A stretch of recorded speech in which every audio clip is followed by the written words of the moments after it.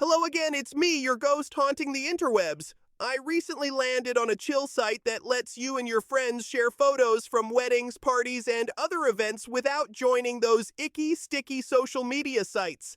Check it out at liveframe.app. That's liveframe.app. Now here's this week's episode. It was discovered in the summer of 1872 near the waters of Lake Winnipesaukee, New Hampshire, at a time when America had become fascinated with the idea that history might still be buried beneath its own soil. The Civil War had ended only a few years before. Railroads were spreading across the country. Entire towns were appearing almost overnight. Farmers turning fields, laborers digging foundations, and crews setting fence posts were constantly uncovering fragments of the past: arrowheads, bones, old coins, rusted tools, forgotten cellar holes. And every discovery seemed to raise the same question: who was here before us? One day, laborers working on land owned by a wealthy banker named Seneca Ladd struck something unusual while digging near the shoreline. At first glance, it looked almost ordinary. Small enough to fit in the palm of a hand, dark in color, smooth, egg-shaped. But when the dirt was brushed away, they realized this was no ordinary stone. Its surface had been polished to an almost unnatural smoothness. Symbols had been carved into every side. A face stared outward with hollow eyes and a straight, expressionless mouth. Around it were strange markings: spirals, arrows, a moon-like shape, geometric patterns, what appeared to be corn stalks, perhaps a teepee. And running through the center of the object were two perfectly drilled holes. Within weeks, local newspapers had begun calling it simply the mystery stone. No one could explain it.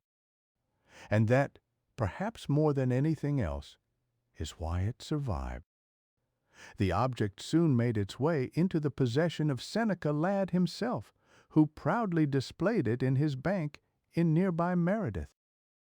Visitors arrived to examine it. Scholars debated it. Ministers speculated about it from pulpits. Amateur historians published theories in local papers. Some believed it was Native American in origin, though no tribe recognized its symbols or style. Others insisted it must be much older. This was the late 19th century, an era obsessed with lost civilizations. Americans were reading stories about Atlantis, ancient Egyptians, vanished races, and hidden kingdoms buried beneath the earth. Archaeology was becoming popular, but it was still deeply entangled with myth, nationalism, and imagination. The Mystery Stone arrived at precisely the right moment. Theories multiplied. Perhaps it had been carved by Vikings who reached North America centuries before Columbus. Or perhaps it was Phoenician or Celtic. One newspaper suggested it might be evidence of one of the so-called lost tribes of Israel, a theory surprisingly popular in Victorian America. Others believed it was ceremonial, a religious relic, an astronomical device, a memorial object. The less anyone understood it, the more meaningful it seemed to become. And yet, there was always something slightly unsettling about the stone itself. Not frightening exactly, just wrong. The carvings did not resemble known indigenous designs from the region. The object did not resemble tools or ceremonial artifacts uncovered elsewhere in New England. And the drilled holes upon closer inspection appeared unusually precise. Too precise, some later researchers argued, for an ancient object. Over time, suspicion began to grow. What if the Mystery Stone was not ancient at all? What if it was a hoax? If the stone had been fabricated, someone had done it intentionally and skillfully. The object was made from an extremely hard type of stone, polished with remarkable care.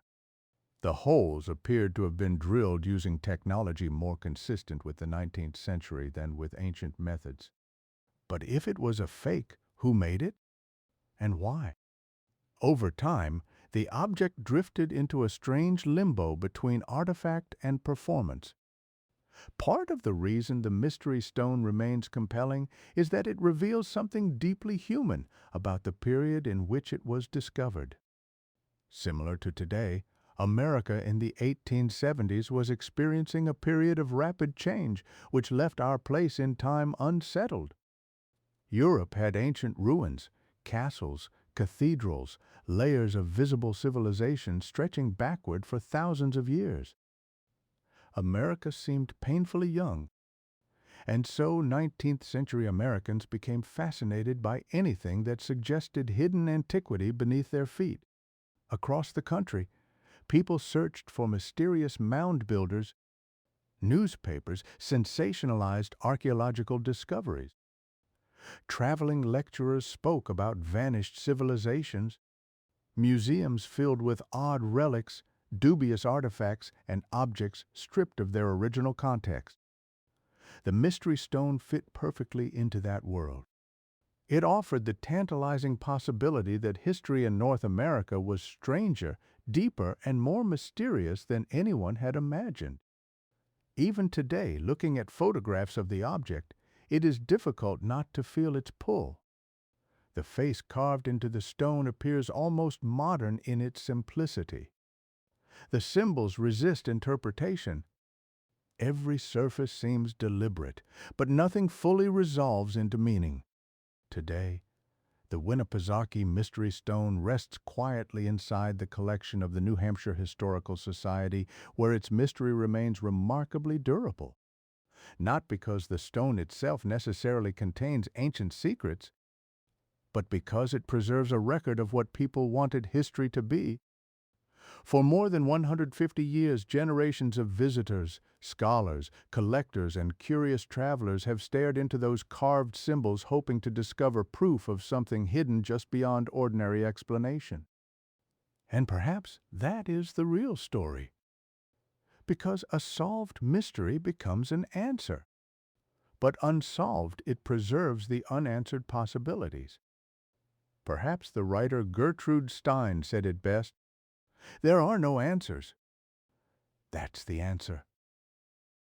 If you like this podcast, leave a rating here or a comment at urbanartantiques.com. Thanks for listening to Antiques, Mysteries and Great Paintings. Is your antique armoire sighing at night? Is your teacup sliding across the table on its own? Does your grandfather clock glare at you with emotional intensity? Polish me! Introducing Ghost Wax, the first furniture polish designed specifically for haunted antiques. One coat seals in dust, fingerprints, and restless spirits with unfinished business. Your furniture looks better, and your ghosts finally settle down and stop being so dramatic. I waxed a haunted dresser once. Now it only moans on Tuesdays. Ghost Wax. Shine the surface. Calm the soul. Available wherever you buy spirit tonics, seance candles, and deeply suspicious heirlooms. Finally, closure.